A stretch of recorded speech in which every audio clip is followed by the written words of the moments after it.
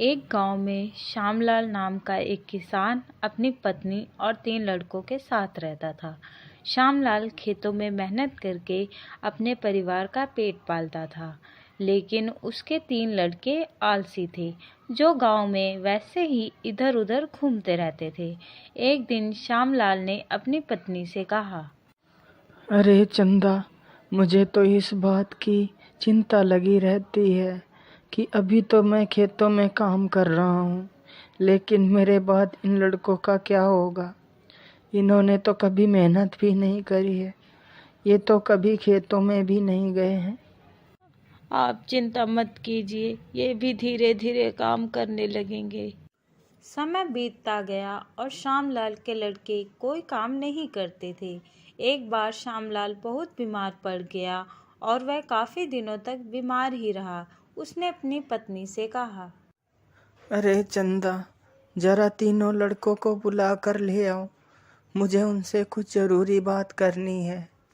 जी, अभी बुला कर लाती हूँ। फिर चंदा तीनों लड़कों को बुलाती है।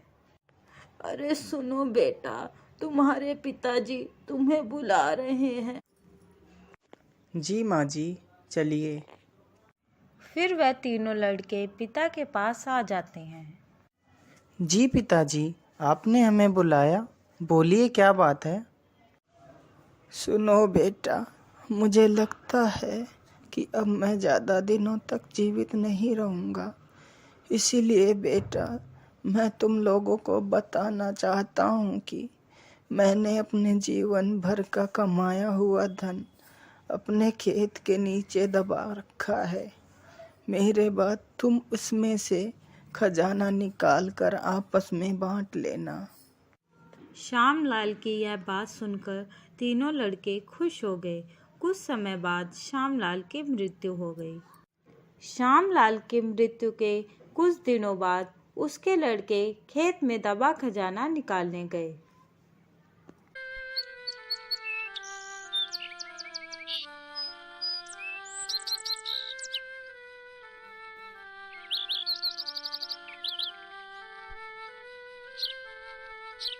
उन्होंने सुबह से लेकर शाम तक सारा खेत खोद डाला, लेकिन उनको कोई भी खजाना नजर नहीं आया।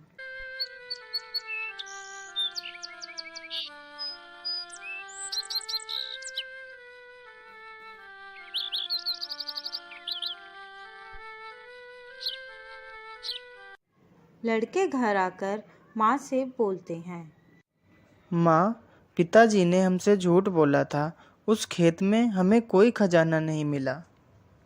तुम्हारे पिताजी ने जीवन में यही घर और खेत ही कमाया है, लेकिन अब तुमने खेत खोद ही दिया है तो उसमें बीज भी बो दो। ठीक है माँ जी, जैसा आप सही समझें। लड़कों ने माँ के कहे अनुसार खेत में बीज बो दिए और खेत की देखरेख करते रहे।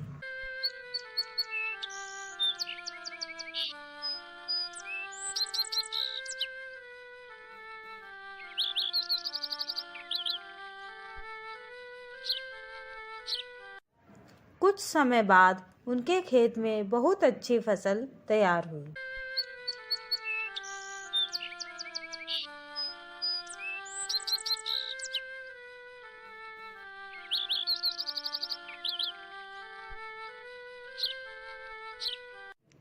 फिर वह उस फसल को काटकर बाजार बेचने गए।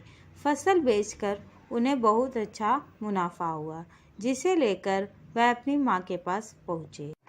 ये लो माँ, ये पैसा हमने फसल बेचकर कमाया है।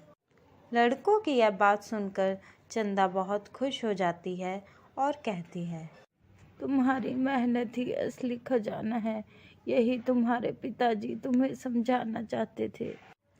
इस कहानी से हमें यह शिक्षा मिलती है कि हमें आलस त्याग कर मेहनत करना चाहिए। मेहनत ही इंसान की असली दौलत है।